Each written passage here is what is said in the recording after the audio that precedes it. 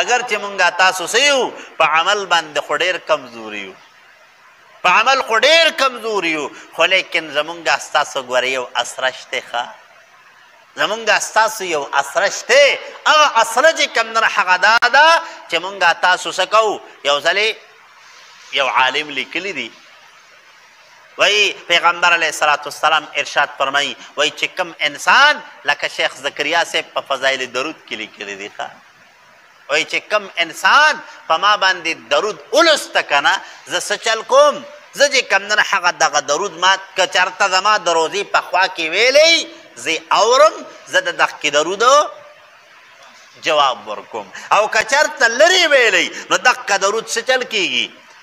فرشتې چې کوم نه الله تعالی مقرر کړي دي هغه درود ما ته رارسي نو علما لیکي وی رسول الله مبارک ارشاد فرمایي وی کوم انسان چې په ما باندې پرس کې لس پیرې درود ولستو وی په دغه انسان د پاره زما شفاعت واجب دی زه به شفاعت کوم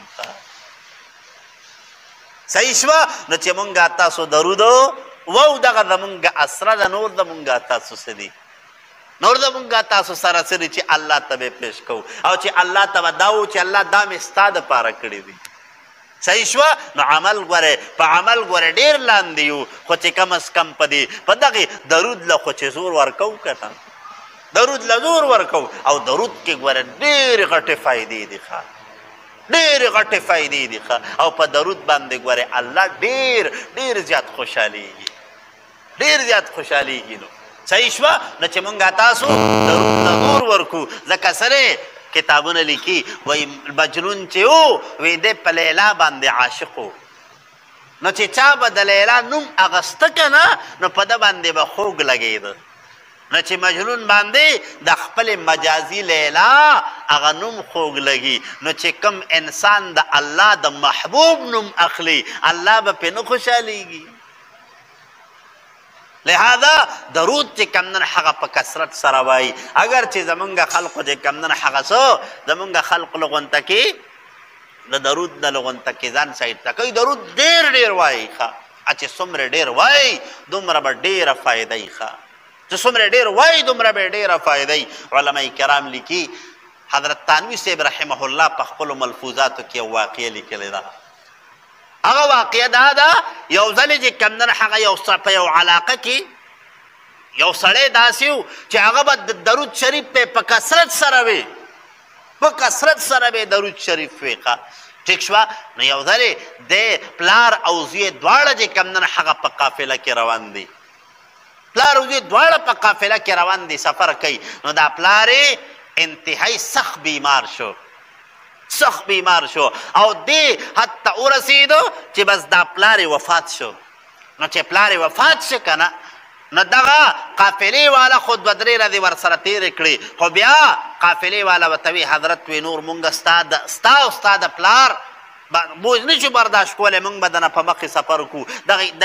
دغه پلار او زوی په دغه ځای کې په دغه علاقه کې پرېښودل چې څنګه قافلې والا تېنه روان شو دا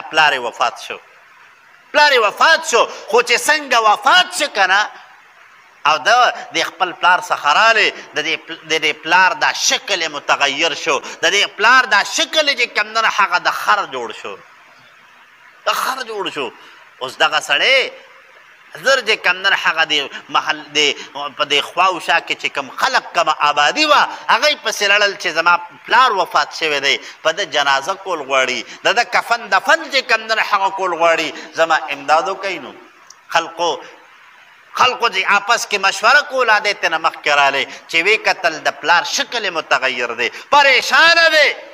پریشانه شي چې دا خو به زما د پلار او زمونږ بدنامي وشي اوس په دغه کې غم کې په دغه کې فکر کې سترګې ورغلې چې سترګې ورغلې که نه د مدینې منورې د جانان زیارت ورته نصیب شو ورته وایي ستا پلار خو به روزانه چې کوم نه هغه ما باندې دومره درود به لوستو نن د ستا د پلار هغه تحفه او هغه هدیه ماته نه ده رارسېدلې دی ورته په خوب کې وایي حضرت سما ډېر د پریشانۍ خبره ده والد محترم مې وفات شوی دی او دغسې کیفیت ته زما د پلار چې کمدن هغه مخ متغیر شوی دی وی خفه کېږه ما وی د دواړو جهان مبارک سردار وی د لاس یې ونیسلم وی راته وی چې راځه ما د خپل پلار څخه دې بوځه وی چې ما هغه ځای ته راوسته که نه وی د دواړو جهان مبارک سردار وی زما د پلار په دې مخ باندې دا خپل لاس مبارک راښکه دا خپل لاس مبارک کې چې راخ کو وی زما د پلار دا مخ ټیک شو او بیا ما ته وی چې خفه کېږه ما وی دا خپل د خولې لاړې چې کمدن هغه زما په خولې کې کېښودی وی زما دا زړه مطمئن شوی چې راپاسېدم که نه وی چې مې وکتل وی زما د پلار هغه مخ مکمل ټیک شوی و زما د پلار هغه مخ مکمل ټیک شوی و نو وروڼو درود ګوره چې کمدن هغه ډېر وایي د درود او سلام د درود ګوره ډېرې غټې فایدې دي د درود چې کمدن هغه په عباداتو کې اکثر چې کمدن هغه درود وایي نو یو صحابي دی پیغمبر علیه صلات وسلام مته وی ته چې کمدن هغه په ما باندې څومره درود لولې په ټوله ورځ کې وی صاحب رس کې چې کمدن هغه څلورمه حصه درې حصې چې کمدن هغه نور عبادت کوم او یو حصه څه کوم په تاسو درود لولم رسول الله مبارک ورته وی څه چالو کا زیاتې کا وی صاحب نیمه به چې کمدن هغه په تاسو درود لولم وی نه زیاتې کا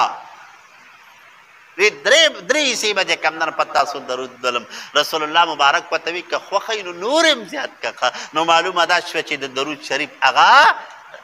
فضیلت چې کمدن هغه ډېر زیات دی نو چې مونږ تاسو د درود وو درود وو په درود باندې چې کمدن هغه خفه کېږئ ما به پې شرمېږئ ځکه زمونږ هغه د خپل محبوب سره د مینې او د عشق اظهار دی نو صحیح شوه